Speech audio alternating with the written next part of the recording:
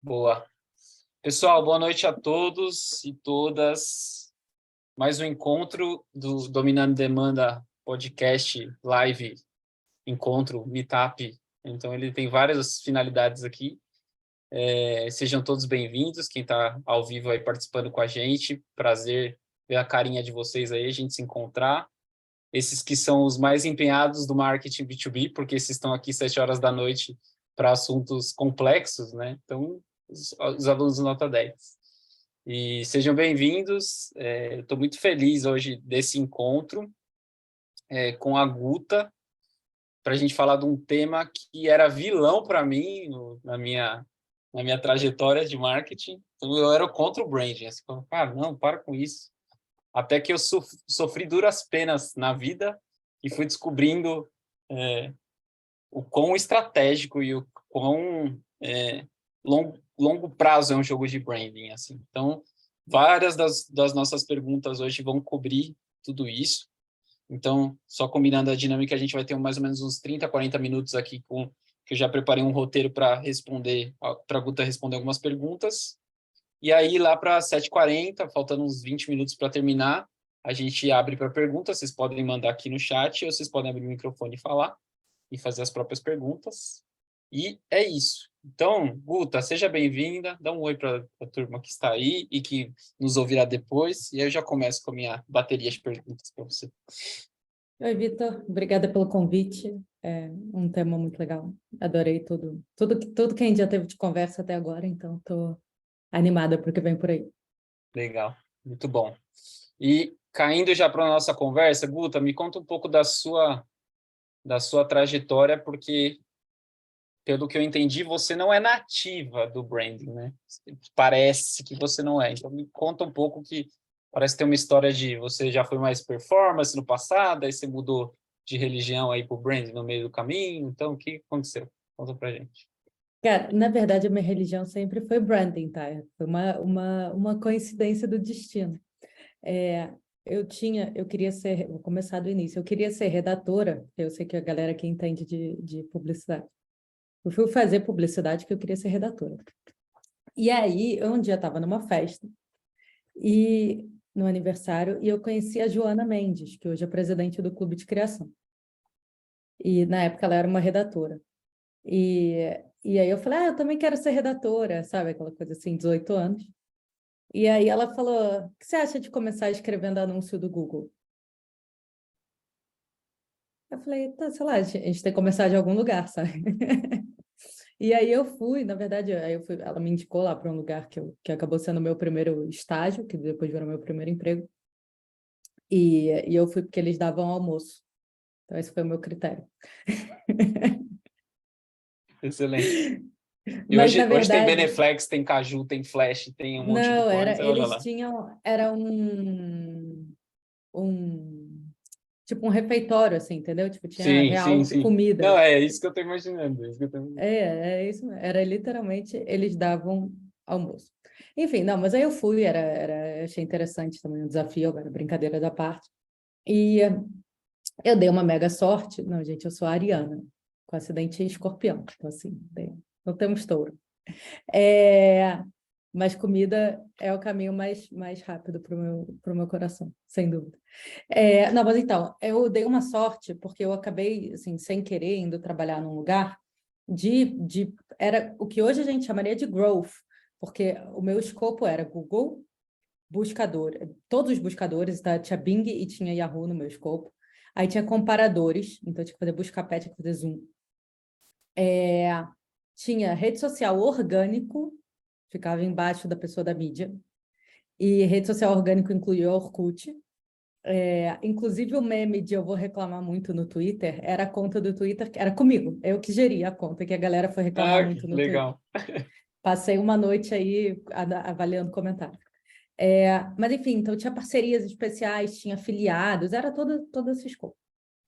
E aí era super, eu gostava, mas eu não me via fazendo aquilo porque eu achava muito mecânico, né? Eu tinha que bater um ROI 20, olha que loucura. Para cada R$ 1 que eu gastava de mídia, eu tinha que vender 20. Era varejo.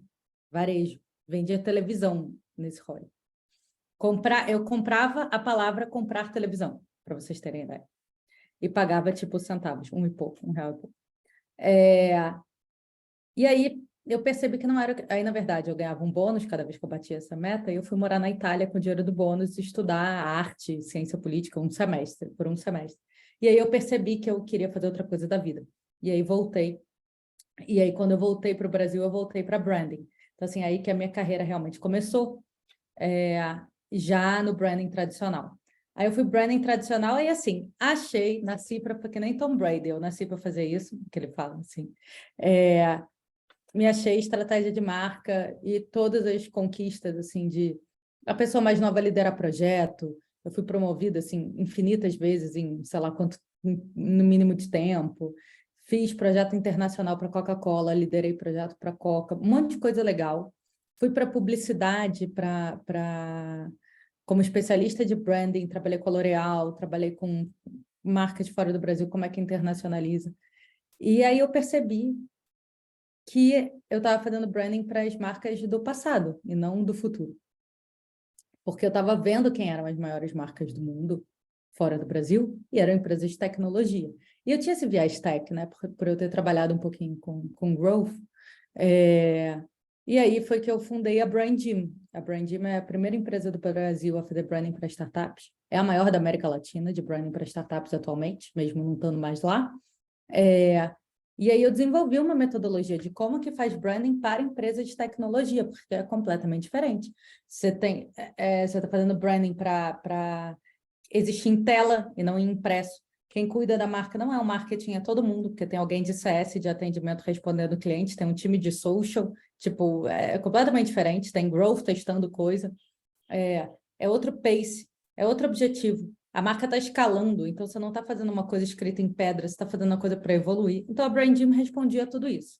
E aí começou a acontecer uma coisa engraçada, porque o que me ensinaram que era branding lá quando eu trabalhava com growth, com Google? Eu aprendi a seguinte definição: branding é tudo que não vende. Qualquer gasto que não vende é branding. Isso aí não é para vender, é branding. Era essa a definição.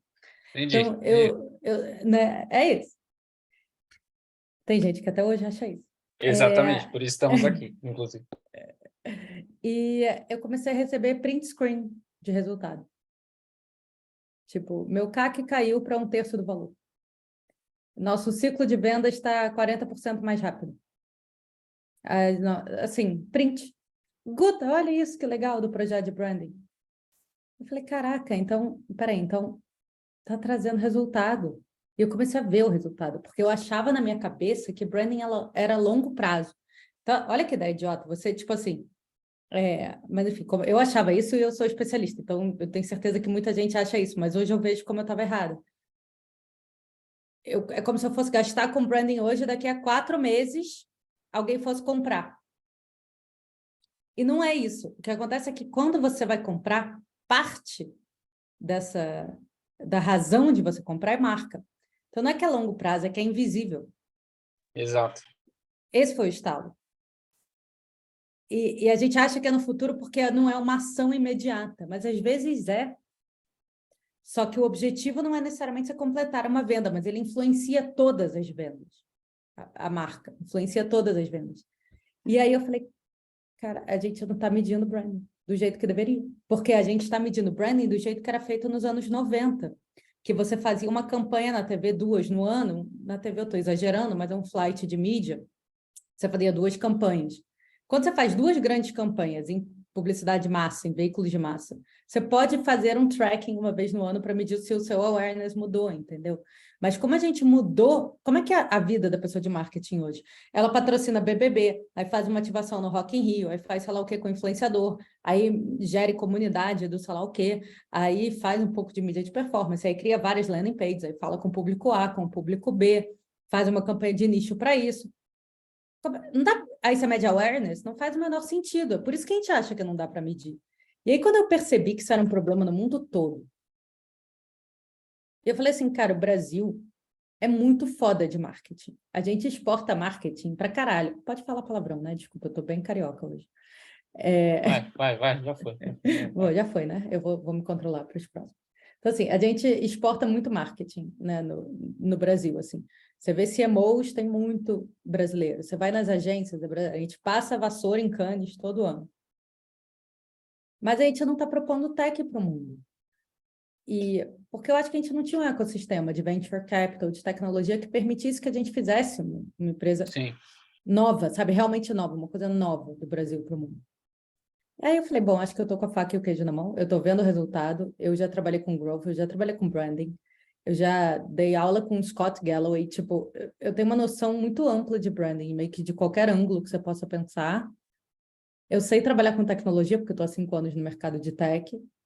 Eu acho que essa é a oportunidade da gente propor uma coisa de marketing para o mundo, de um ponto de vista de tecnologia, que não é uma réplica, sabe? É uma coisa realmente nova. E aí eu fundei o Purple Metrics. Então, essa eu falei por 10 minutos, mas esse é o resumo da história.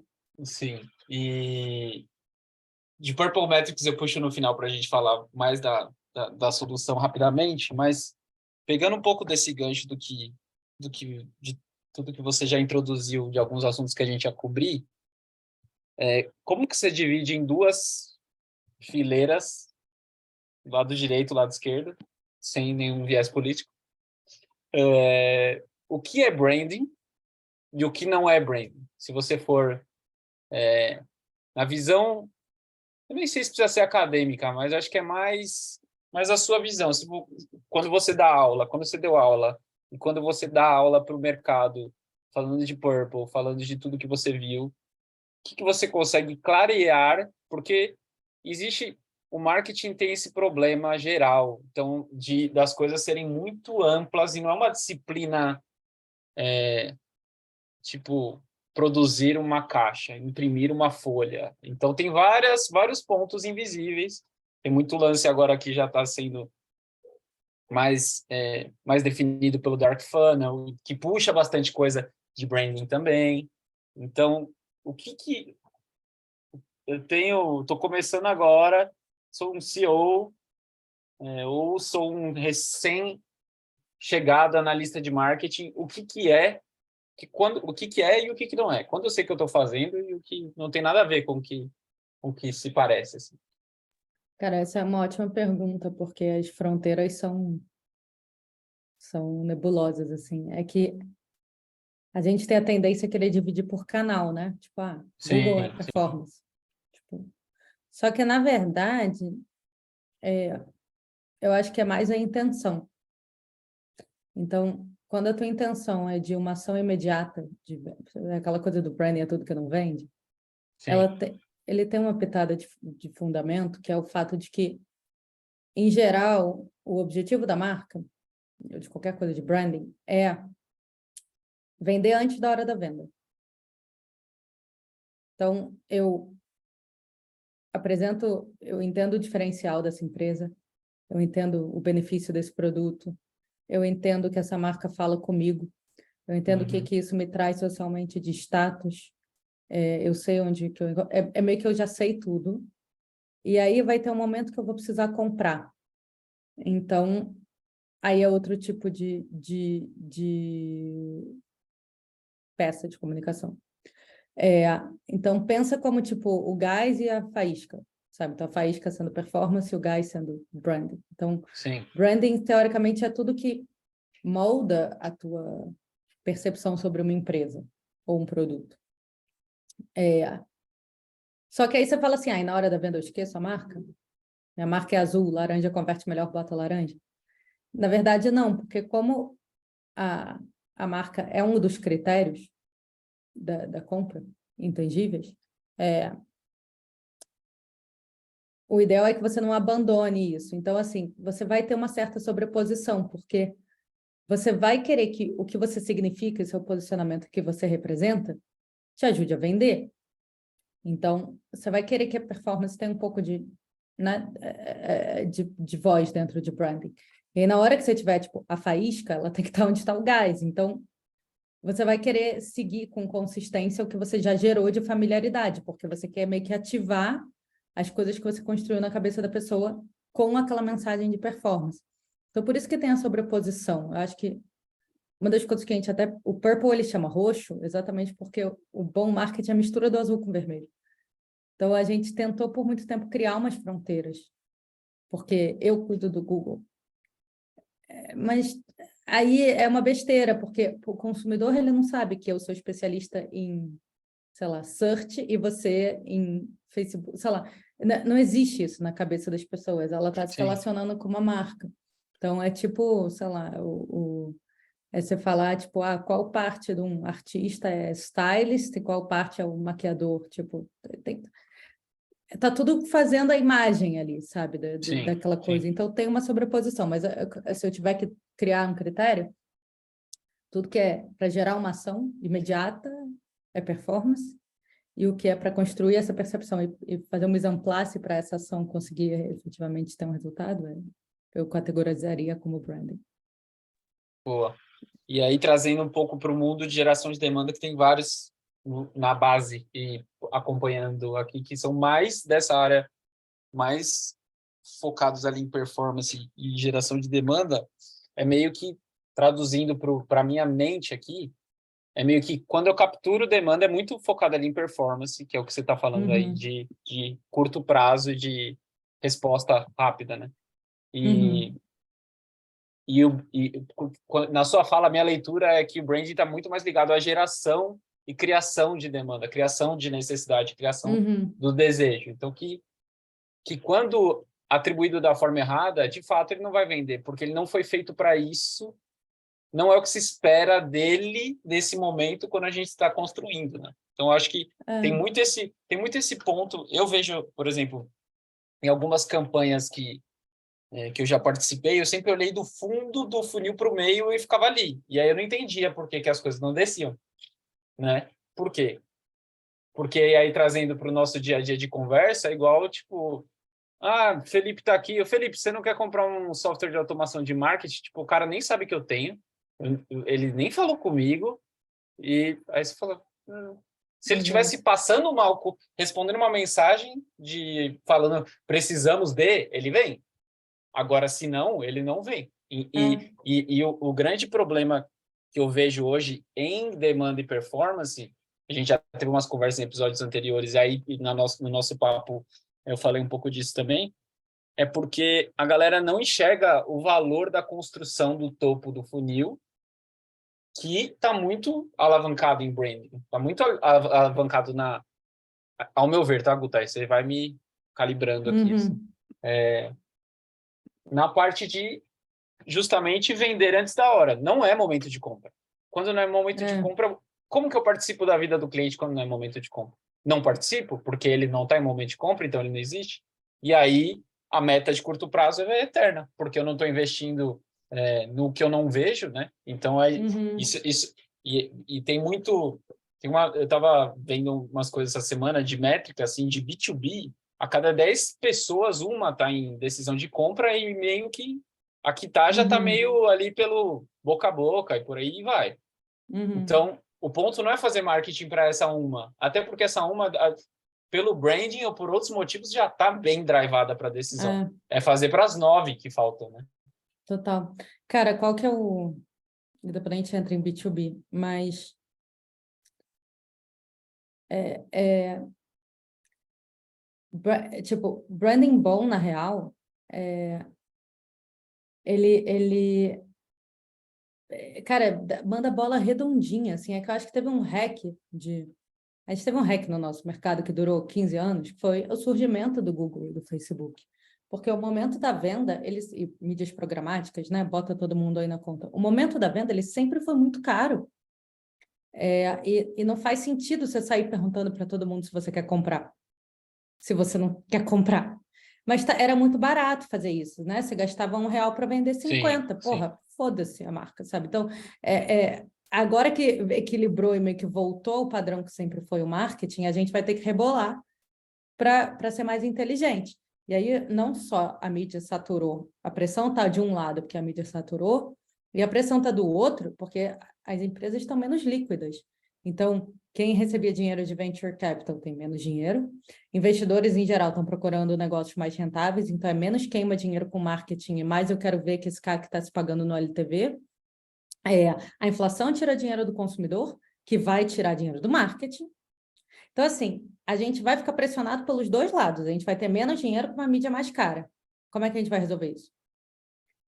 Não vai dar para a gente ficar performance atirando para todos os lados, ou comprando todo cliente, porque se cada cliente vai ficando cada vez mais caro para comprar, a conta vai parar de fechar. Então, assim, já tem um investidor falando, cara, eu não sei se eu estou investindo mais em tese que é muito baseada em performance, porque essa mídia vai ficar mais cara não se sustenta no longo prazo.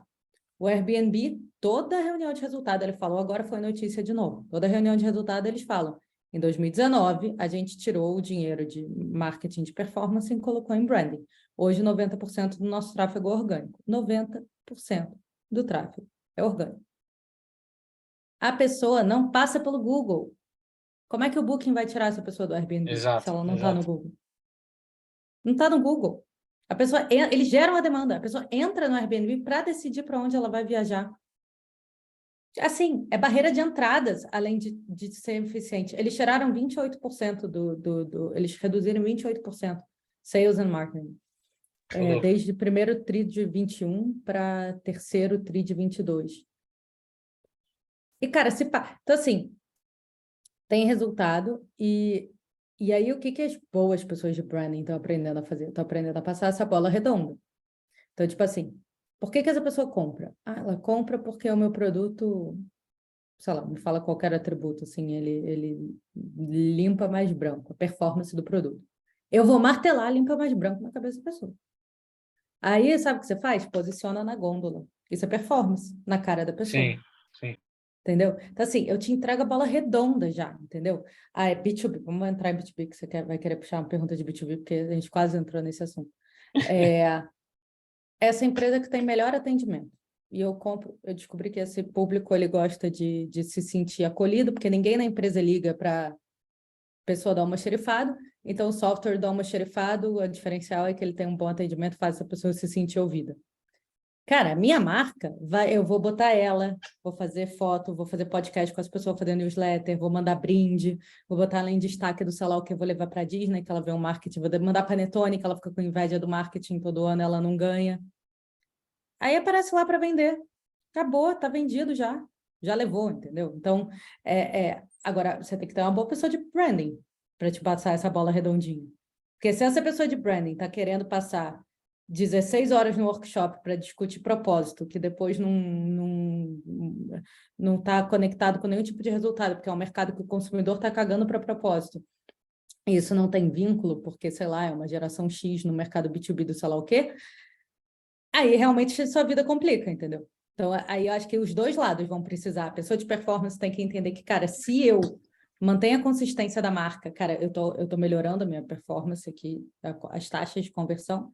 E a pessoa de branding tem que aprender a passar essa bola assim, ó, redondinha, ó, só chuta pro gol, pronto, sabe? Então, acho que isso, a gente vai ver essa evolução no mercado. E aí, Gu, tá fazendo um pouco papel do que eu já vi e participei. Eu já vi posicionamento e branding e marca estruturada de uma forma que, cara, eu só consultei. Agora, já teve vezes que, quando tendo que trabalhar com performance ou geração de demanda ou coisa parecida, já peguei materiais inúteis e 200%. 200%. Por quê? Lá do começo daquela jornada, do começo do brand book, aí vai lá para trás. Então, calma, vamos entender quem somos, o que é, o que não é, tom de voz, blá, blá, blá, blá. Aí você vai falando, nossa, vai chegar alguma coisa aqui que vai ser o key selling point aqui do produto, ou da dor, e blá, blá, blá. E muitas vezes eu vi em alguns projetos que eu tive contato, tanto de fornecedor de branding mesmo, ou as pessoas que fazem branding dentro das empresas, já vi muita coisa muito descolado da realidade, mas muito descolado da realidade. Então, por exemplo, vou pegar um exemplo aqui como que eu vou falar de vidas passadas sem acertar nas pessoas que não... Tá, vou pensar aqui. Então, por exemplo, às vezes a gente está falando de CX. Então, cara, CX, agora experiência do consumidor, você vai contratar o software, você vai melhorar a experiência do consumidor. Porém, entretanto, todavia, quando se abre o CRM e lê as propostas, o que está fechado é tudo assim: régua de cobrança, disparo de SMS, tal, tal, tal, tal, tal, tal. Então, quando eu ia numa persona, um exemplo aqui fictício, falando de sexo, eu tinha zero resposta, eu tinha uma, porque o nível de maturidade do mercado, ele estava virando para isso, mas não era real, não era atual. E aí, no momento que a gente começou a testar um posicionamento e umas headlines bem tosqueira, pum, o funil, milagrosamente as coisas aconteceram. Então, por que que aqui eu acho que está um pouco o link do que é um bom branding e não é bom branding também. Então, por que às vezes vai chegando, e às vezes o cara de vendas pega um negócio assim e fala, cara, o que eu vou fazer com esse...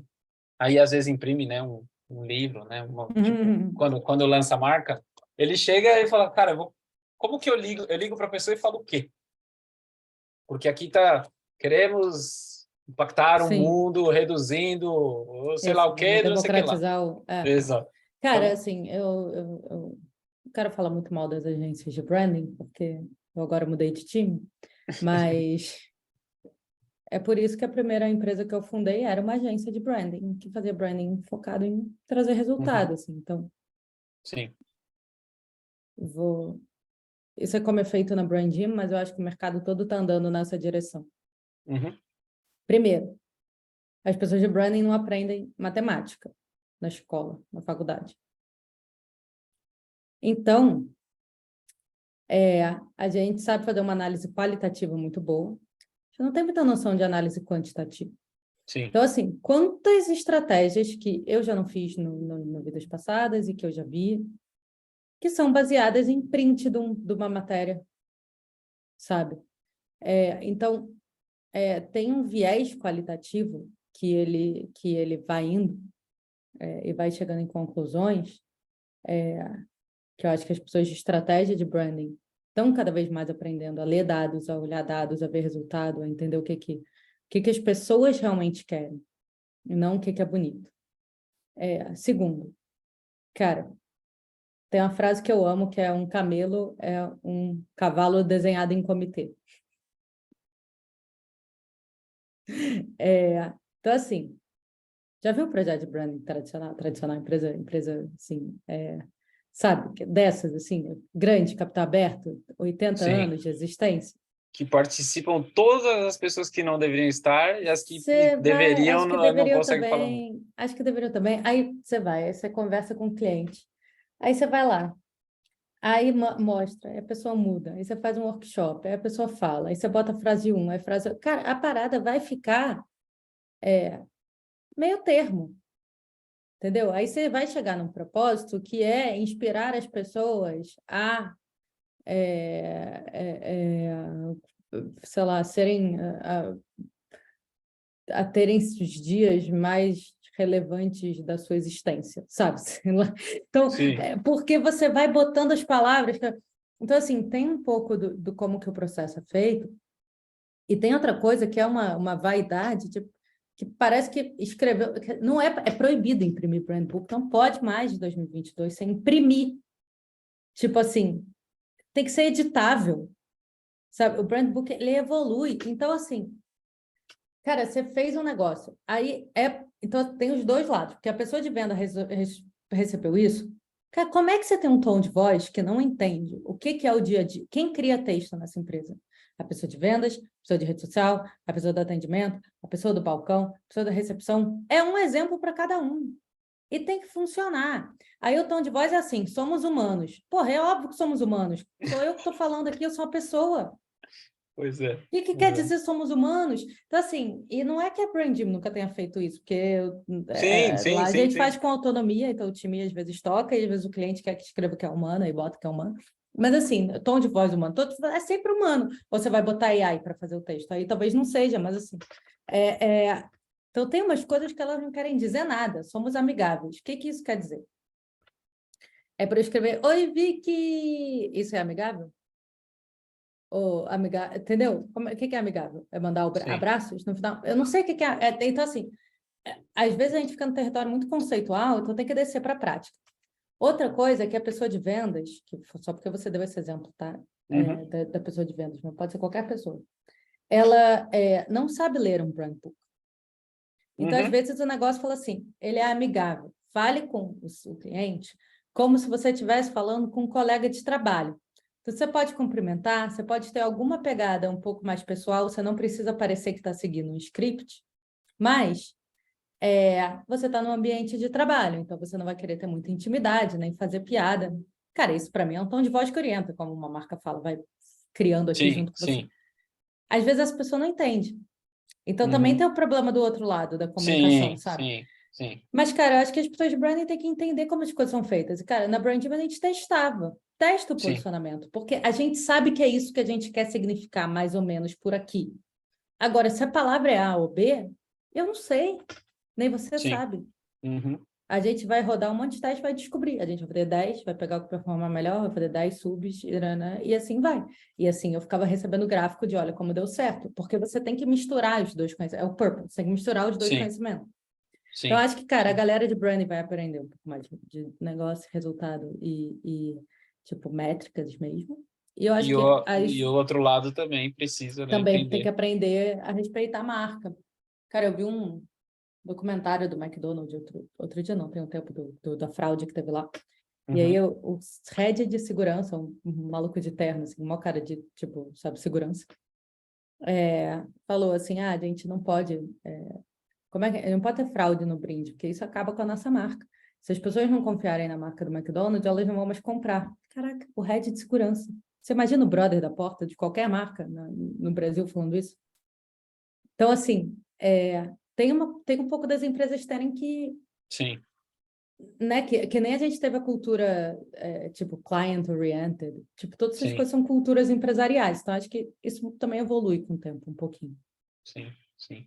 E, e aí, quando eu falo de projetos de branding, aí abrindo mais no amplo, nem precisa, não é nem perseguir branding ou agência ou profissionais, porque eu acho que marketing, a gente conversa bastante aqui, eu e alguns colegas, que de fato é uma deficiência que as pessoas ainda não perceberam, que não entender o final da venda, o que está sendo vendido, né?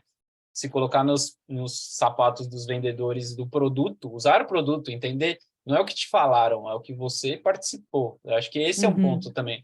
Então, muita gente dentro de marketing, você perguntar, beleza, o que a galera fala na reunião comercial? Ah, mas eu não entro em reunião comercial, eu sou do marketing. Uai. Então, tem umas coisas que tem alguns vieses assim, né, que são muito grandes e às vezes também nem é interno da pessoa, mas às vezes é muito A separado. Tipo assim, empresa. ó, não vem aqui, tipo, vai lá fazer essas coisas, posta É. lá os e-mails e tudo mais. Então, acho que E tem assim, esse também ponto não dá de... para todo mundo estar em tudo, porque começa a ficar mais devagar, né? Então, acho que assim, é um Sim, grande equilíbrio, sim, assim, que é difícil, né? Então, acho que tem algumas empresas que estão conseguindo ter essa cultura misturada de branding sim, performance. sim, Eu acho que são as que vão dar mais certo no longo sim. prazo. A gente E vai ver isso aí, no futuro e vai falar, como é que eles fizeram? Foi isso. Aí vai todo mundo começar a fazer, vai ser assim. Guta, como que pensando em área ou disciplina ou Uhum. responsáveis, coisa parecida, como que você vê a sinergia de quem está lá, que vai ter gente que vai nos ouvir depois, que veio por conta do seu perfil e tudo mais, querendo saber, beleza, eu quero ouvir ali o que ela tem para falar. Como que Uhum. essas pessoas se relacionam? Como que você já vivenciou uma boa convivência entre branding e performance, branding e vendas? Tipo, que às vezes é Uhum. um vale muito, muito grande, assim, quais rotinas são saudáveis para essas pessoas terem para quebrarem esse muro e cada vez mais se integrarem nas estratégias de cada um. Bom, vou falar um pouco do que eu tenho visto, tá? Mas e do que a gente faz aqui no Purple, mas a maioria da minha carreira foi em agência, então é mais observadora mesmo. As pessoas de branding boas, elas têm uma capacidade política muito grande, porque é uma pessoa que ela meio que tem que disseminar a marca por toda a empresa. Então, ela consegue fazer vendas, entender como é isso, consegue fazer o CS, entender como que aquilo funciona, enfim, então, assim vai. Tem uma pessoa, a Roberta Sabateiro, que eu gosto muito dela, ela tem uma carreira super legal, ela me contou que ela fazia treinamentos. Então, assim, práticos, lá na Alice de Saúde. Práticos mesmo, assim, tipo, pegava o tom de voz, pegava situações da vida real e a galera de atendimento escrevia as mensagens, mandava, e o time de saúde mandava para perguntar para o time de branding se estava no tom, não é que eles fiscalizavam tudo. Eles faziam treinamentos e estavam à disposição e a galera ia lá e mandava e eles davam opinião. Então, tem uma parte educacional, e o Galileu fala isso, o Galileu Nogueira, né, que é um super influenciador de branding, que acho que também todo mundo deveria seguir, todo mundo que se interessa por branding. Fala, cara, somos todos professores, sabe? Porque a gente tem esse papel, como branding é uma disciplina, é a disciplina talvez das mais jovens, né, do marketing, a gente tem um papel educativo. Então, eu acho que a melhor prática que eu já vi, que as práticas que eu já vi, elas envolvem você não tentar ser xerife, não pode essa palavra. Aí vai uma briga, não pode a palavra, ou você se meter num fluxo. Eu quero ver todos os e-mails marketing, para ver se está no tom da marca. Aí você quer fazer o quê? Você quer matar essa pessoa, né? Não dá para conviver com esse ser humano. Pois é. Então, eu acho que as melhores pessoas de branding, elas conseguem não entrar como uma etapa no fluxo da cascata, de querer mudar. Elas entendem que a pessoa de growth vai fazer as melhores mensagens, mas ela consegue, de alguma forma, educar essa pessoa, seja via treinamento, seja via material, seja via um relacionamento pessoal, tipo almoçar. Então, acho que esse é o core da coisa. E aí, acho que de rotinas mais práticas, eu vejo você ter que ter momentos estratégicos em que está todo mundo junto. Então, tipo, qual que é a nossa estratégia agora? Seja do TRI, seja do ano, sei lá quanto tempo que você refaz a estratégia. A gente vai dar um foco no SMB porque, sei lá o quê, com a mensagem disso, com o produto tal, tá? Então, como é que a marca vai ajudar essa pessoa a entender o meu benefício? Qual é o benefício principal? O benefício principal é que é fácil de instalar. Então, é bom para o SMB. Ótimo. Então, eu vou criar... Será que eu crio uma marca? Tipo, plug and play, tarará? Tipo, uma submarca, assim, para indicar um benefício de produto? Será que eu vou fazer várias coisas sobre o fácil? Será que eu vou criar uma tagline, um slogan meio do tipo clicou, instalou, pronto? Então, assim, aí você entendeu isso. Então, essa estratégia tem que ser feita em conjunto, sabe? E aí depois esses momentos de andar junto, de sync, tem que acontecer. E você tem que ter alguma forma de feedback. Então, assim, vendas. As pessoas estão chegando aí entendendo que plugou, instalou? Elas estão falando isso? Cadê as mensagens de Member Get Member? Tem uma campanha de Member Get Member. Eu quero ver a mensagem que as pessoas estão encaminhando. Elas estão falando do meu benefício? No Purple dá para ver se as pessoas estão falando do benefício. Então, assim, você tem que meio que ver se tem algum jeito de ver e de fazer a estratégia em conjunto também. Boa, boa. E pegando aqui já um pouco das perguntas do final, e aí o Cícero mandou algumas perguntas que tem tudo a ver também. Eu vou fazer uma e eu expando nas perguntas dele. Aí, Cícero, se você quiser depois abrir o microfone e fazer sua pergunta, fica à vontade, tá? Eu só vou fazer uma pergunta antes. Então, minha pergunta é: como que branding impacta em uma meta de oportunidade gerada, por exemplo? Porque quando a gente vai fazendo esse funil mais claro desde o começo da campanha, traqueados, UTMs e blá, blá, blá, cara, fácil. Veio exatamente daqui. Só que aí sempre vai chegando umas coisas que vão rolando e você fala, ué, esse aqui é o quê? Aí ele clicou, o last touch foi um anúncio. Se você ligar, o cara vai falar, eu vim pelo vídeo do YouTube. Então, como que você pensa isso e também um pouco do como vocês estão resolvendo isso na Purple também, porque eu sei que ele vem para resolver esse tipo de dor. A atribuição e conseguir mensurar justamente isso que a gente falou. Além de ter essa disciplina de cruzamento que você falou de branding, conversar com performance e ver se está tendo resultado com uma coisa mais orgânica e offline, quais são outras formas de monitorar isso? Para quem, para facilitar, quem não tem tecnologia nenhuma, faz o quê? E com tecnologia, a gente consegue fazer o Quem quê? não tem tecnologia, conversa com as pessoas. Chama o pessoal do lado e pergunta. Ótimo. Conversa com o Slack. cliente. Não, conversa com o cliente, Sim. tá? Conversa com o cliente ou, tipo, é sempre pesquisa a resposta, tá? Mas se você não tem tech, Uhum. você vai falar com as pessoas. Sim. Então, falar com as pessoas também pode ser assim. A pessoa de vendas tem que, ou SDR, tem que fazer a Uhum. seguinte pergunta. Vitor, você lembra qual foi a primeira vez que você ouviu falar do Purple Metrics?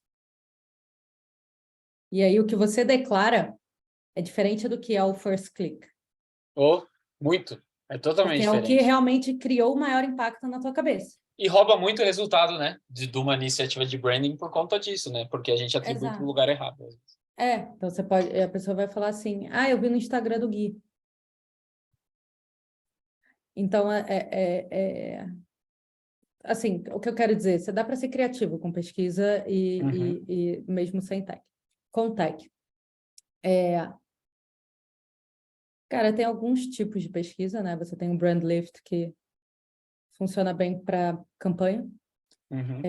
Você tem, que não é exatamente tech, mas é data science, que é o Mix Marketing Modeling, que é para quem tem um investimento de mídia mais alto, que aí você realmente consegue fazer atribuição e Uhum. saber aquela porcentagem, 40% da minha venda é por causa da marca. E, e aí você tem o Brand Tracking tradicional, que vai pegar meio que awareness. É bom se você está fazendo campanhas de massa, e é bom talvez você ter um pulso uma vez a cada ano ou dois, você ter Uhum. noção de como que isso está. E aí o que a gente faz no Purple é o pulso semanal, que você normalmente não tinha, e separado por vários canais. Então é pesquisa recorrente, que você instala em diferentes canais e faz todo dia. Então você consegue, como você tem variância, você consegue correlacionar, falando em termos técnicos. Uhum. Falando em termos não técnicos, o fato de você estar fazendo o tempo inteiro, você entende que quando uma coisa subiu ou desceu muito, foi porque provavelmente tem a ver com aquela outra coisa que você fez ao mesmo tempo. Então, é assim que a gente tem Entendi. feito. Mas, cara, tem coisas que estão dentro da cabeça da pessoa. Branding está dentro da cabeça da pessoa. Então, às vezes, Uhum. a gente tem uma ânsia de querer medir a ação, né? Porque esse é o ponto da atribuição. Sim, Eu sim. faço um negócio cujo objetivo final não é uma ação, é um Exato. convencimento. Uhum. Então, tua primeira pergunta para mim: se o objetivo de branding é convencer, não é ação, e aí eu falo assim, eu não estou vendo comportamento. Que bom, né? Não era o que eu estava querendo. Eu estava querendo convencer. Exatamente. Esse é o ponto Então, para mim. como é que você sabe se a pessoa está convencida? Perguntando para ela, não diretamente. Uhum. Então, acho que esse é o descasamento, porque a gente está tentando ver comportamento. Só que branding não tem um output de comportamento imediato, ele tem um output de convencimento. Como é que você sabe se a pessoa está convencida? Entrando dentro da cabeça dela. Como é que você entra dentro da cabeça dela? Perguntando para ela. Então, é basicamente essa a lógica da coisa. Dá para fazer isso com Muito ou bom, sem tecnologia. muito bom. É. E esse ponto aí para os marqueteiros B2B, esse é um problema porque muita gente nasceu da atribuição já, e aí só existe marketing dessa forma, porque até Uhum, bancar, é que agora vai ficar, eu acho que o mercado está virando para uma coisa que não vai ter que nem que bancar, por conta de uhum. CPL, CPA, por aí vai, mas quem teve uma formação bem inbound, marketing digital, Google e etc., tipo assim, ou é traqueável ou não boto dinheiro. Tem muito essa cabeça, assim, né? Então, Até a conta parar de fechar. é, Essa exatamente. pessoa só vai parar quando você gastar R$ 3 para vender dois. Quando secar, exato, exato. Aí E fudeu, aí né? vai ter Porque, que construir, reconstruir exato. todo. Então, dando um exemplo prático aqui, eu já vivenciei coisas que trabalhar em empresa grande que eu falei assim, cara, eu tô com uma marca grande, nossa, eu vou arrebentar em geração de demanda. Todo mundo me Uhum. conhece. Rodei uma campanha, rodei duas, rodei três, falei, ué, não é possível. Tipo, a gente domina o mercado, como assim ninguém responde? Aí, quando voltavam alguns e-mails, voltavam algumas coisas, falava assim, cara, a nossa entrega tá horrível e se a gente pudesse cancelar, a gente cancelava. Mas como não tem outra solução, vocês são os nossos clientes. A gente dá um Vocês são os nome para nossos isso, sabia? fornecedores. Sabia que a gente tem um nome para isso no Purple? A gente Qual o chama nome? de refém. A gente chama de marca refém, que é o nome errado, que alguém bem já me chamou a atenção no TikTok, porque quem é refém é o consumidor. Então, é marca cliente refém, a gente vai ter que fazer um rebranding no nome. Mas no Purple a gente vê, nesse caso, marcas que têm preferência alta e todas as taxas de sentimento muito baixas. Tipo, amor. Então, assim, cara, eu odeio vocês, mas vocês são o meu preferido. É basicamente isso que eles estão respondendo em pesquisa. Sim, E aí, em geral, é alguém que tem monopólio de alguma marca exato. sequestradora. Felipe resolveu. Resolveu. É isso. Exatamente. Boa. E aí, só concluindo, porque a nossa conversa está desencadeando uma coisa que eu estava, sei lá, meses pensando também. Então, por isso que foi super legal te encontrar o Gui, e aí um outro colega tinha falado, cara, vi o LinkedIn da Guta. Eu vi uns 2 vídeos, eu falei, essa menina é muito inteligente. Segundo, deixa eu olhar o LinkedIn Obrigada. dela. Eu fui vendo as coisas que passaram, eu falei, então, porque a gente acha muita coisa, mas nem todo mundo tem um track completo e Uhum. histórico e tudo mais. Opiniões temos várias, né? Todos. E aí esse filtro é importante, mas só aterrissando aqui no assunto, é porque eu tinha essa visão do fundo do funil eterno e aí Uhum. sofri com isso. Hoje a minha cabeça é totalmente diferente. Então, meu papel quando eu ajudo algumas empresas em consultoria, trabalhando nelas ou coisa parecida, é conseguir segurar a ansiedade para a gente construir essa coisa mais do engajamento do longo prazo que se traduz em marca, topo de funil, awareness, educação e Uhum. outras palavras. Então, eu acho que quanto mais a gente investe lá, e eu acho que cada vez mais o orçamento vai migrar para isso, cara, o fundo é só capturar os interessados. É simples, é igual o remarketing. É o É mesmo chutar pro gol. princípio.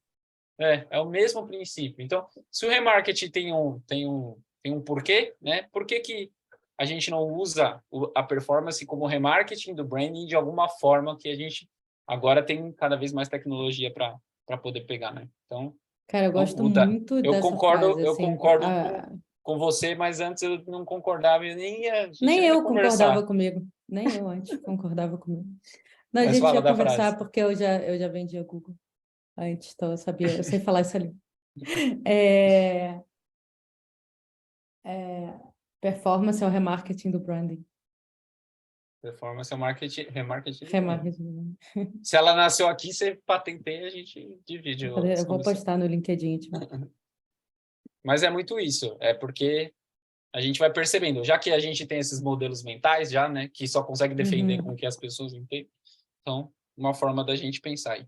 Cícero e Felipe, fiquem à vontade para abrir o microfone e fazer as perguntas, que ia ser muito mais legal também, vocês perguntando do que eu lendo.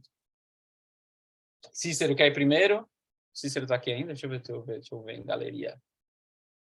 Se você quiser, eu posso ler, tá, Cícero? Acho que o Cícero foi. Não, o Cícero tá aí. Cícero tinha comentado que ele estava sem Sem isso. microfone. Vamos lá. Como defender esse contexto de branding no impacto no custo de aquisição em campanha? Boa. Cara, eu acho que a gente deveria fazer um e-book, né? Porque eu preciso A gente estruturar vai esse fazer várias raciocínio. coisas. Não, tá gravado Vamos. aqui. A gente tá organizando as peças porque a Esse gente é o concorda em conteúdo muita coisa. macro. É. Exato, É... exato. Cara, Cícero, vou tentar te ajudar, mas a gente vai construindo junto. Tem um jeito que é o jeito da empatia. Fala assim, vamos lá. Qual foi a última coisa que você comprou? Você falando para a pessoa que você tem que convencer. Aí eu pedi um Uber. Tá. Você abriu o app da 99? Se a 99 estivesse fazendo uma promoção, você saberia? Se eles estivessem dando cupom, você saberia? Se eles estivessem mandando banner, você saberia? Você só abriu o Uber. Por que você acabou se fidelizando com o Uber? Então, assim, tem um caminho de meio que mostrar para a pessoa que ela considera a marca, mas às vezes ela não vai concordar com você. Ela vai falar, não, mas é porque sei lá o quê. Então tem esse caminho. Tem o caminho da metáfora. Tem uma metáfora que eu adoro, que é o marqueteiro chegou no bar e aí começou a pedir todo mundo em casamento. Aí 2 pessoas aceitaram e ele falou, a gente precisa ir para um bar mais cheio Exato. amanhã. É isso. Nossa, é ótimo. Obrigado por essa também. Isso aí eu que vou postar amanhã no É, LinkedIn.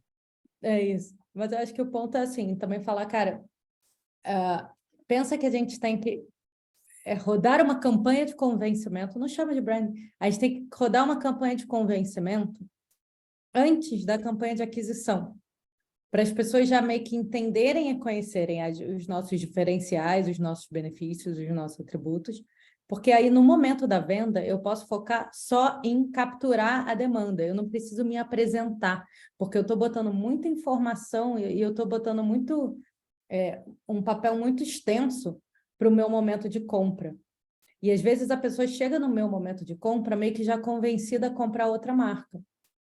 Então, eu quero brigar nesse jogo do convencimento um pouco para trás no funil. Mas você pode chamar, né? Tem a estratégia do rebranding e tem a estratégia científica. Então, tem alguns posts no blog do Purple. E eu posto também isso no meu LinkedIn, às vezes, e no TikTok. Mas tem muito estudo que mostra que tem um impacto direto. Então, por exemplo, a intenção de compra e hábito explicam mais a compra, explicam no sentido estatístico, do que preço e promoção. Então, se você entrou no supermercado disposto a comprar Skol, a chance de você trocar para Itaipava por causa de preço e promoção é muito baixa. Então, você tem alguns estudos científicos nesse sentido. Os heavy users não trocam de marca, as pessoas elas escolhem uma marca, elas decidem a compra em 9,8 segundos quando tem uma marca conhecida, em 15,1 segundos quando não tem uma marca conhecida. Assim, 50% a mais de tempo. Então, imagina o quão mais devagar é a pessoa para interagir com o teu anúncio se ela não conhece a tua marca. Então, tem umas coisas, assim, que dá para... Tem alguns caminhos, tentei trazer alguns, mas não tem uma resposta ainda certa. Segunda pergunta, aí depois eu já puxo o Felipe. Uhum. Quanto produção de vídeo em canais digitais influencia essa construção de marca? Ai, que vontade de responder, vou deixar você responder. Eu vou ganhar o coração de vocês. Tem que testar. Adorou, né? As pessoas adoraram a resposta. Cara, eu sei, é horrível, né? Porque em geral você quer, tipo, como tá vídeo, mas eu não sei como tá vídeo no sentido mais de benchmark, assim. Quer dizer, tem muita pesquisa mostrando que o consumo de vídeo, principalmente curto, está crescendo, influenciando mais compra, né? Tanto que a gente vê queda em Google, queda em Facebook, todos do Facebook, e um aumento de TikTok. Então, assim, tem indícios de vídeo. Agora, para sua marca especificamente, eu faria vídeo, aí eu usaria o Purple Metrics. As pessoas que estão assistindo o vídeo estão gostando mais da marca que as outras? Elas estão mais convencidas que as outras? Então, está funcionando.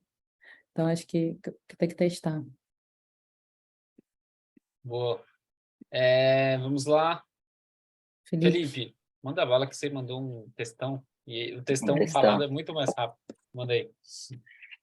É o seguinte, gente. Ontem eu estava com o Renato Wenig, que é o head de branding lá da Natura, trocando ideia. Você conhece a Guta também. Ele é muito bom. E ele falou que eles medem brand health tracking, né, empresas grandes, geralmente com esses institutos de pesquisa e tal. Uhum. E aí, quando a gente pega, né, as pequenas e médias empresas, ou a empresa vai fazer ela própria, ou ela contrata Purple, que também sou super fã. Só que tem uma dúvida para mim, que é a seguinte: quando eu, sei lá, coloco a Purple, quando eu faço uma pergunta para os meus consumidores, meus clientes, vai tender a responder a minha própria pesquisa o cara que já é engajado comigo. O cara que não é engajado comigo, que não gosta da minha marca, ele não vai responder. Então, eu nunca vou ter a percepção dele, sabe? O instituto de pesquisa, ele consegue pegar todo mundo. Ele não, né? Ele é um terceiro que está fazendo por você. Quando eu apresento a pesquisa sendo a minha marca, eu só consigo pegar respostas da galera que de alguma forma já é engajado comigo, que vai responder, vai parar para me dar atenção, sabe? Então, como é que você acha que a gente pode tratar isso como pequena ou média empresa? Não tem muito jeito, sim, porque, na verdade, o que você está falando é o viés de canal. O viés de canal existe, né? Ou de método. Então, por exemplo, quem comenta nas suas redes sociais, em geral, te ama ou te odeia. Se você pensar uma curva, eles vão estar 2 desvios padrões da média. Pelo menos. Então, assim, rede social tem esse viés. Por isso que eu acho um problema você querer medir marca através de qualquer coisa de rede social, porque você está aferindo que aquela é a métrica da marca, quando, na verdade, ela foi coletada com esse viés. O viés de canal, ele não é exatamente um viés, porque, na verdade, você está medindo a marca na tua home. Tipo, Não é um viés, é a nota da home, né? Agora, mesmo a pesquisa, ela tem viés. Tanto que as pesquisas políticas, elas saem todas diferentes, uma da outra. Porque uma parou no meio da rua com a prancheta, outra fez no aplicativo, outra ligou para a casa das pessoas. Então, assim, a estatística trabalha com amostragem em base de margem de erro e confiabilidade. Então, é natural, até assim, às vezes você vai rodar o brand tracking uma vez conversei com um brand manager, que ele vende para... Era muito classe assim, D, sabe? E aí, na pesquisa, ela era feita pelo app do Instituto de Pesquisa. Então, como é que eles coletam essa resposta desse instituto, nesse caso? Eles têm um aplicativo que a pessoa ganha pontos conforme ela responde a pesquisa, né? E aí ele falou assim, cara, mas parece que o comportamento de classe D para esse tipo de produto B2C lá que ele vendia, que é disposta a jogar um joguinho no app para ganhar ponto para trocar por outra coisa, não é o comportamento padrão. Então, para esse mercado dele, o viés da pesquisa do brand tracking era pior do que ele perdia no momento do uso do produto, porque pegava mais... Então, assim, é esquisito, né? Então, se você quer uma base mais ampla, e perguntar para pessoas que não estão nos teus canais, porque você quer entender exatamente quem não está no teu canal, eu não sei como fazer isso sem você contratar um instituto de pesquisa, e mesmo assim ter a consciência de que vai ter algum viés do método que esse instituto, se ele parou no centro da cidade, teoricamente é balanceado, porque é o centro da cidade, tem pessoas de todos os tipos e tal. Mas assim, sei lá, vai que o teu produto é de coisa de home office, a pessoa não frequenta, sei lá, entendeu? Tipo, é benefício, sei lá o quê, e flexível, e sabe? Então, você sempre vai ter. Então, o ideal é mais você entender qual viés você quer evitar, e aí qual método, e ter consciência deles. A gente no Purple... Escolher suas batalhas, né? Escolher suas batalhas. A gente no Purple vai trazer esse olhar tanto por painel, para perguntar mesmo para pessoas que não são clientes no futuro, quanto por integrar vários dados. Então, cada vez que você traz mais coisa, você vai mitigando a taxa de erro, então, a margem de erro. Então, se eu trouxer e cruzar com dado da rede social, mas tem viés? Tem. Mas eu estou somando isso a perguntar para não cliente, a perguntar para cliente. Então, quando eu vou trazendo todos os dados para o mesmo lugar, aí eu vou, tipo você fazer a média das pesquisas eleitorais, sabe? Então, assim, não tem muito... Tipo, você vai fazer o censo, você não vai perguntar para todo mundo, então você vai ter algum tipo desse problema, sabe? Guta, minha pergunta agora. Vai. Por que uma startup B2B deveria investir em branding? A gente respondeu um pouco, mas depois de 1 hora, a pílula de sabedoria é o corte com um cara com olho grande, thumb puxando um clickbait bem mentiroso de alguma outra coisa que não vai ter nada a ver com a pergunta, mas por que uma startup B2B deveria investir em branding?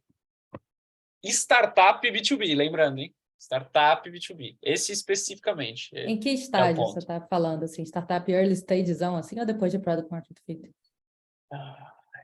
Pode responder as Posso duas responder coisas. Vou responder depois de PME. Pode. Tá. Eu posso falar de antes também, mas aí eu acho que eu faria branding diferente. Boa. Tá, Melhor, porque... como você faria branding para quem ainda não alcançou Product Market Fit? Pode responder essa primeiro. Então. Tá. Tem até um produto da Brandim que chama Minimum Viable Brand. A gente tem que pensar a marca evoluindo da mesma forma como o produto está evoluindo. Qual que é o mínimo de marca que você precisa fazer? E aí você vai testando, evoluindo, aprimorando, meio que crescendo junto com o produto. Então, o ideal não é você esperar pegar o teu designer de produto e dar 24 horas para essa pessoa criar um logo e um visual. Não é isso. Define um posicionamento, investe um pouco mais em logo em si, porque a ideia é que esse símbolo te acompanhe. E cria quais são os elementos, quase que a sementinha dos elementos gráficos que você quer que tenham a sua cara. Então, você tem, sei lá, um manifesto, um texto quem somos, alguma coisa assim verbal que meio que te apresenta, você tem um posicionamento que explica o que é seu produto, e você tem um visual base. E aí você vai evoluindo, e você entende que isso vai evoluir junto com o produto, você vai evoluindo, mas sempre com uma carinha profissional. Porque eu acho que no B2B você não pode ser muito fundo de quintal, sabe? Aquela cara de garagem, assim. Você bater lá no enterprisezão, Então, o ideal é que você vai crescer. Você tem uma marca, é uma gangorra, assim, tem que estar equilibrado com o produto. E para quem já alcançou o Product Market Fit, por que é diferente e o que fazer? É diferente porque você está escalando. Então, você está literalmente botando dinheiro no que dá certo. Então, você está amplificando tudo que você estava fazendo errado de marca, você está amplificando. Porque mais gente está recebendo essa mensagem que não está refinada do jeito que ela poderia. Então, você não está convencendo as pessoas do jeito que você deveria e você está fazendo isso em escala. Então, ao invés de estar cagando a relação com uma pessoa, você está cagando a relação com 100 pessoas. Então, é melhor você fazer branding. Mas por que uma empresa B2B deveria fazer branding? Uma startup B2B deveria fazer branding? Você vai sentar lá na mesa para vender, na mesa que é um hangout, e a pessoa tem que pegar 3 preços desse software. Tem uma marca que ela já conhece bem. Ela segue, ela acompanha os conteúdos, ela gosta, ela sabe quem são as pessoas lá da empresa, ela entende o benefício, ela sabe que o atendimento é bom. Aí tem outra marca que ela conhece, porque os amigos todos usam, e ela sabe que é fácil de instalar, é plug and play. E aí tem você, que aparece do nada, com um site que se chama... vai, me dá um segmento aí. Almoxerifado 123. Com um site que parece fraude, com uma logo que o teu coitado, o teu designer de produto teve 24 horas para fazer, na verdade é só uma fonte, que talvez é um símbolo de uma almoxerifada, é uma caixinha. Qual é a chance de você vender para essa pessoa? Ela não vai arriscar a carreira dela. Não vai, entendeu? Então, assim, no B2B, cara, você tem um funil muito mais desenhado do que no B2C. A pessoa que realmente conhece, considera, essas coisas acontecem, sabe?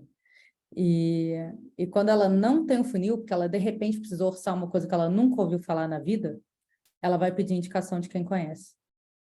Então, você vai meio que surfar o funil das outras pessoas, dos outros.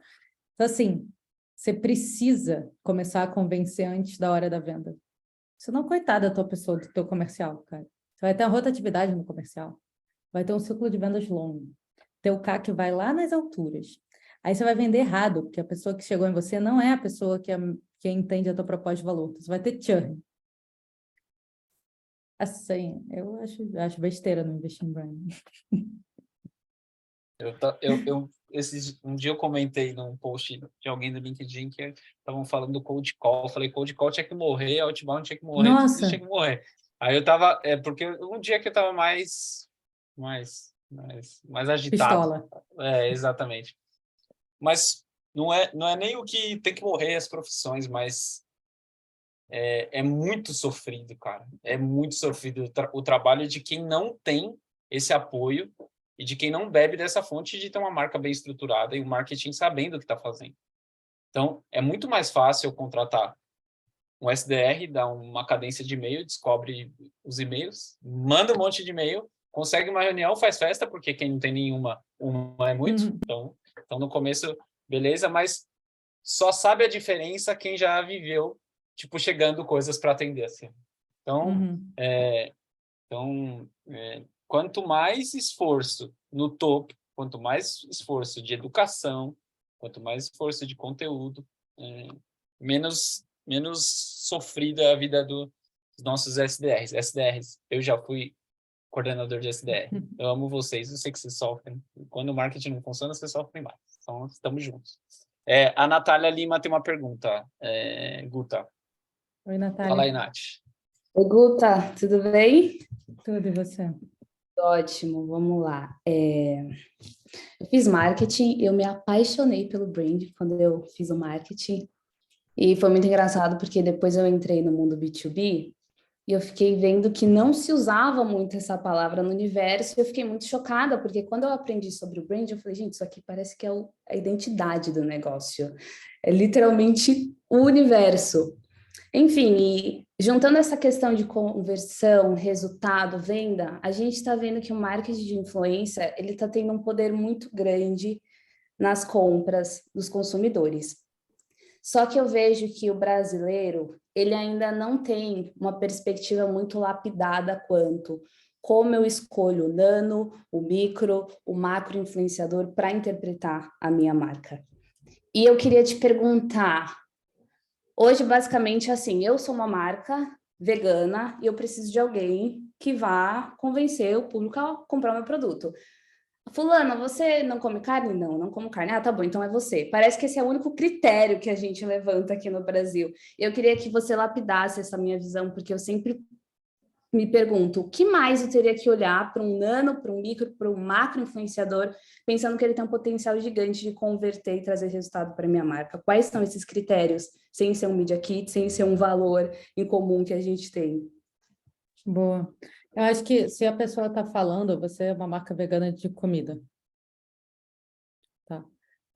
Eu acho que assim, se você está vendendo comida vegana, os canais de alimentação vegana são fundo de funil, né? Então, assim, é para conversão, né? A pessoa está lá vendo uma receita vegana, a chance dela estar procurando isso é alta.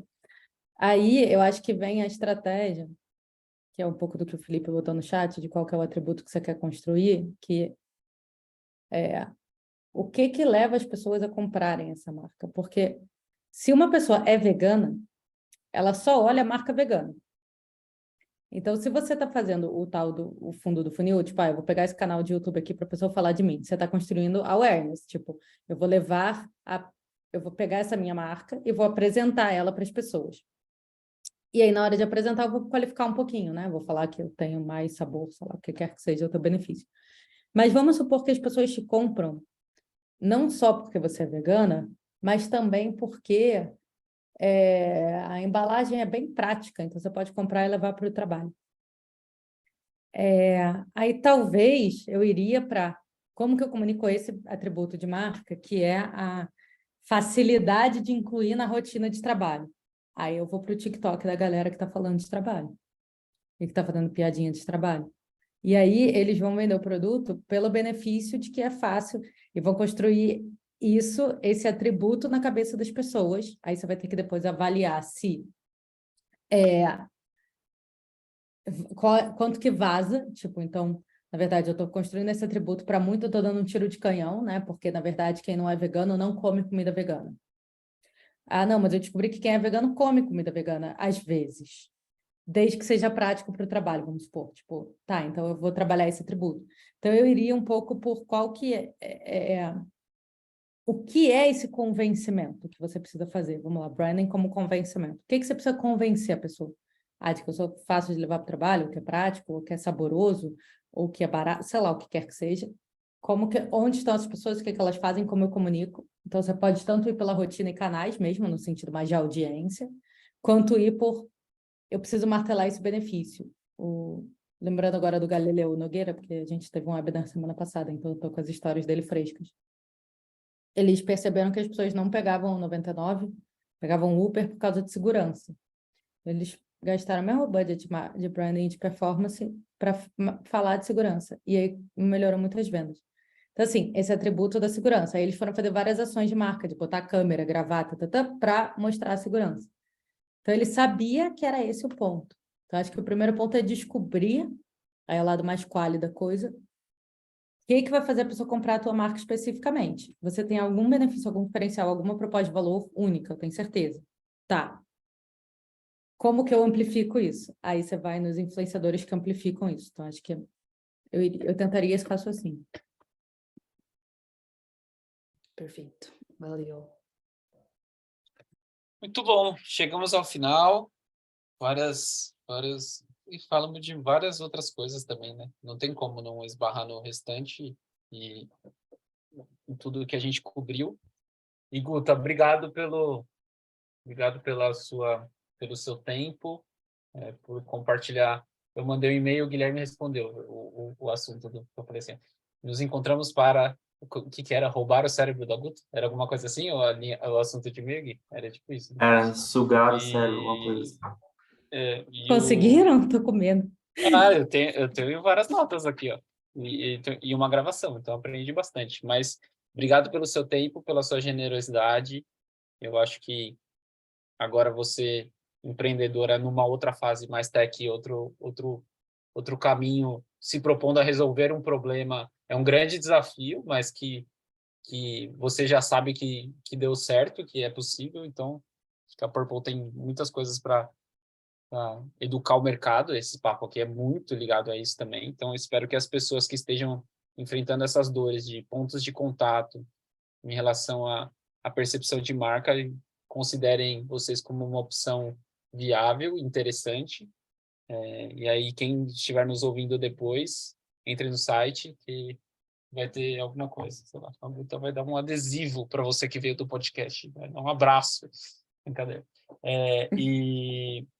Mas obrigado pelo seu tempo, obrigado por topar o nosso papo também. Gostei demais e se você topar, a gente faz outras e aprofunda mais outros assuntos, porque foi a ponta da ponta do iceberg essa conversa aqui. Depois que ela terminou, né, eu vi que eu falei assim, putz, falta só 98% do assunto para a gente conseguir concluir e educar o mercado, né?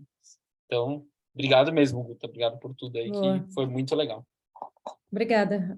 Ótimas perguntas, ótimos roteiros. Adorei o convite. Vou voltar e a gente pensa um deal especial para quem vier daqui. Mas a gente tinha que ter pensado uma landing page, um cupom, já não fizemos. Não, Mas manda aí o e-mail brand falando que veio não é tão daqui. traqueável assim. Aí É. para saber que é muito qualificado, aí a pessoa vai ter que falar que veio. Vai Então, ter que pronto, assim, falar, vai ter que falar. A falar. atribuição vai ser declarada. Exato. Vai acabar sem o TM, porque o que vem sem o TM, esse é o quente, lead quente. Né? Boa. Então tá bom. Valeu, Guta. Valeu, gente. Obrigadão. Um beijo. Boa noite, gente. Obrigado por ficarem até agora. Tamo junto. Até mais. Tchau, tchau.